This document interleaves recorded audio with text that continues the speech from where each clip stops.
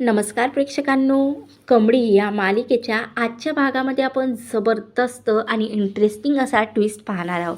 प्रेक्षकांनो, मालिकेमध्ये असा काही जबरदस्त ट्विस्ट आपल्या सर्वांना पाहायला मिळणार आहे की आता मालिका वेगळंच वळण पाहायला मिळणार आहे. तर इकडे मात्र आता ऋषी त्याच्या मनातील भावना कमळीला सांगण्याचा प्रयत्न करणार आहे. तर हो, खरंच जेव्हा ऋषी आता कमळीला त्याच्या मनातील भावना सांगणार, प्रेम सांगणार, तर कमळी हे या सर्वांचा स्वीकार करणार का? तर खरंच आता नयनतारा ऋषीच्या अशा वागण्यामुळे खरंच काय नक्की पाऊल उचलणार आहे, हे सर्व आपण या व्हिडिओद्वारे पाहणार आहोत. म्हणून व्हिडिओ शेवटपर्यंत पहा आणि आवडल्यास लाईक, चॅनलला सबस्क्राईब करून जा. तर इकडे मात्र आता लगेच साधना आणि नयनतारा बसलेले असतात. त्यावर आता लगेच नयनतारा बोलते, साधना ताई, तुम्हाला माहिती आहे का, माझ्या हा ऋषीचा वाढदिवस ना, तो लहानपणापासून मी अगदी थाटामाटात साजरा करते आणि या वेळेला सुद्धा 2 दिवसांनी ऋषीचा वाढदिवस आहे, म्हणून आपण आतासुद्धा थाटामाटातच साजरा करणार आहोत. म्हणून 2 दिवसांनी माझ्या ऋषीच्या वाढदिवसाच्या दिवशी कसलीही कमी येता कामा नाही. त्यावर आता साधना बोलते की नाही नयनतारा मॅडम, तुम्ही काहीही चिंता करू नका.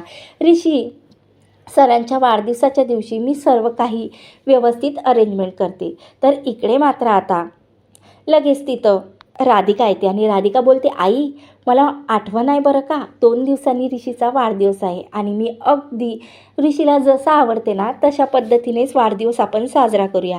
तेवढ्यातच आता ऋषी येते आणि बोलते, कोणाच्या वाढदिवसाचं तुमचं सेलिब्रेशनची तयारी चालू आहे काय? माझ्या का? लपून लपून प्लॅन करता काय? त्यावर आता नयनतारा बोलते, ऋषी तुला माहिती आहे ना, मला ना तुझा वाढदिवस धूमधडाक्यात साजरा करायचा आहे आणि तुझ्या कॉलेजच्या सर्व स्टुडंटना या बर्थडे पार्टीत आमंत्रित कर. आणि हो, मी अन्नपूर्णा आजीला आणि राजनला सुद्धा तुझ्या वाढदिवसाच्या पार्टीत बोलावते. त्यावर आता ऋषी बोलते, हो आई, मी आजच सर्व माझ्या स्टुडंटना सांगते.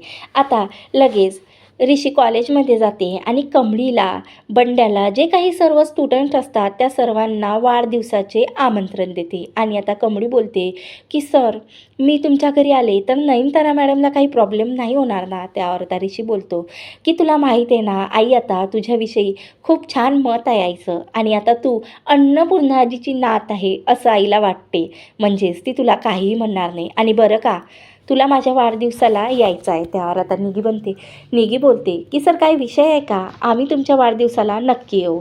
तर आता ऋषी पुन्हा घरी जाते आणि खूप खुश पण असतो. त्यावर आता लगेच तिथं राधिका आणि सायबा ऋषीच्या रूममध्ये येतो. तर ऋषी आता लगेच मोबाईलमध्ये फोटो बघून हसत असते. त्यावर आता लगेच सायबा मोबाईल घेतो आणि अरे वा वा वा, काय आनंदित आहेस ऋषी तू, कोणाला बघून हसतो बघू तर? त्यावर आता ऋषी बोलतो की सायबा, माझा मोबाईल दे, असं कोणाचं पर्सनल वस्तूला हात लावत नसता. त्यावर आता सायबा बोलतो, नाही, कोणाच्या लावू शकत नाही, पण माझ्या ऋषी सरांच्या मोबाईलला मी नक्की हात लावू शकतो. तर आता स्क्रीनवर कमळीचा फोटो दिसतो. तर तेवढ्यातच तिथं राधिकासुद्धा येते आणि बोलते की बघू तर सायबा, कोणाचा फोटो बघतो माझे ऋषी? तर आता कमळीचा फोटो बघता क्षणी दोघं मात्र चकित होऊन जाता. त्यावर आता लगेच राधिका बोलते, काय ऋषी, नक्की काय चालू आहे मनात तुझ्या, तू मला तर सांगू शकतोस ना? त्यावर आता ऋषी बोलतो की वहिनी, तुझ्यापासून काय लपवायचं, तुला तर मी सर्व काही माझ्या मनातील सांगतोच ना. तुला माहिती आहे 2 दिवसांनी माझा वाढदिवस आहे आणि या 2 दिवसांनी माझ्या वाढदिवसाला मी कमळीलासुद्धा आमंत्रित केलेलं आहे आणि माझ्या वाढदिवसाच्या दिवशी ना मला कमळीला माझ्या मनातील फिलिंग सांगायचं आहे की मी तिच्यावर किती प्रेम करतो, तिच्याशिवाय मी राहूच शकत नाही. त्यावर आता सायबा बोलते, अरे वा, ठीकच झालं, म्हणजे तुला कळालं की कमळीवरती तुझं प्रेम आहे.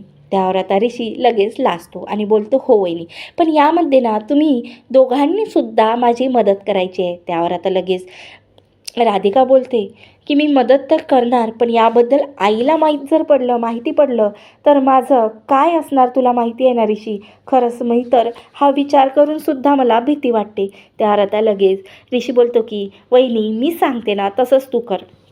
वाढदिवसाच्या दिवशी सायबा आणि तू जेव्हा पार्टी चालू असणार ना, तेव्हा तू काहीही करून वहिनी कमळीला बाहेर आण आणि बाहेर मी सांगते तसं लाईटिंगचं डेकोरेशन सायबा तू क्रिएट कर.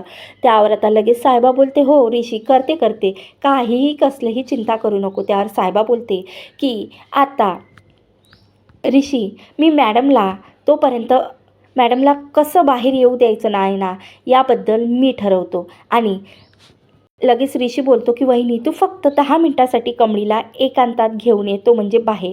जेव्हा कमळी 10 मिनिटासाठी बाहेर येणार आणि सर्वजण पार्टी करत असणार आणि सायबा आईला अडवणार म्हणजे बाहेर येऊ देणार नाही, तेव्हाच मी माझ्या मनातील कमळीला भावना सांगणार. आणि खरंच मी आज खूप आनंदित आहे. त्यावर आता असं या तिघांनी प्लॅन केलेला असतो.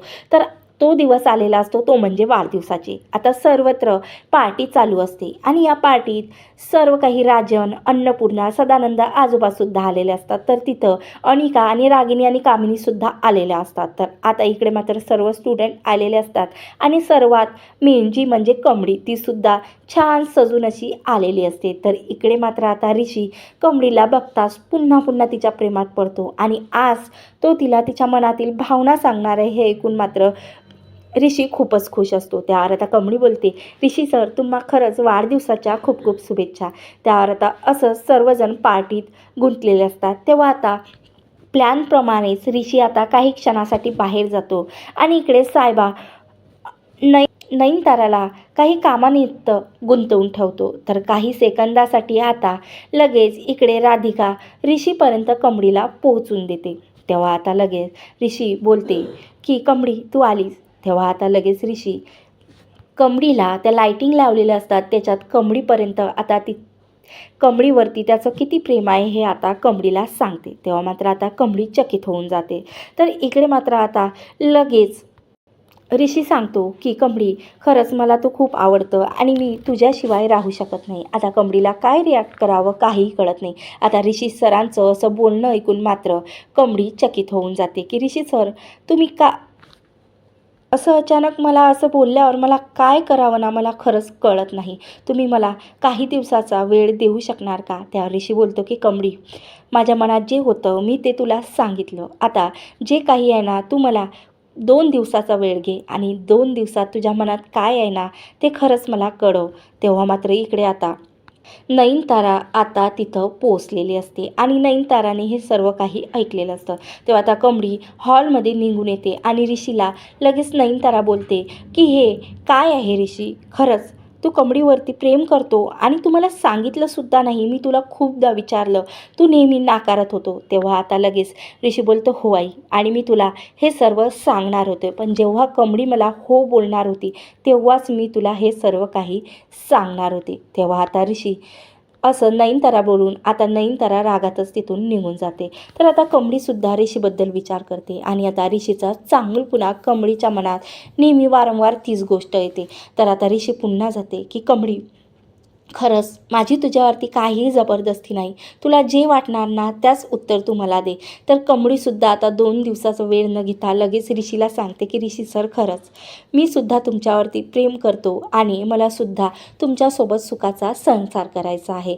तर असं प्रेक्षकांनो आता कमळीने सुद्धा ऋषीला ॲक्सेप्ट केलेलं आहे. तर खरंच आता या दोघांचं प्रेम आता नयनतारा स्वीकार करणार का? या दोघांचं लग्न लवकर होणार का? आता अनिकापर्यंत जेव्हा ही बाब पोचणार की हे ऋषीने आता कमळीला प्रपोज केलेला आहे, तेव्हा आता अनिका नेमकं काय रिॲक्ट करणार आहे असे जबरदस्त ट्विस्ट आपण मालिकेमध्ये पाहणार आहोत. म्हणून असे जबरदस्त ट्विस्ट तुम्हाला आवडत असणार, कमळी मालिका तुम्हाला आवडत असेल तर नक्की कॉमेंट्स करा आणि व्हिडिओ आवडल्यास लाईक करा. धन्यवाद. जय गजानन माऊली.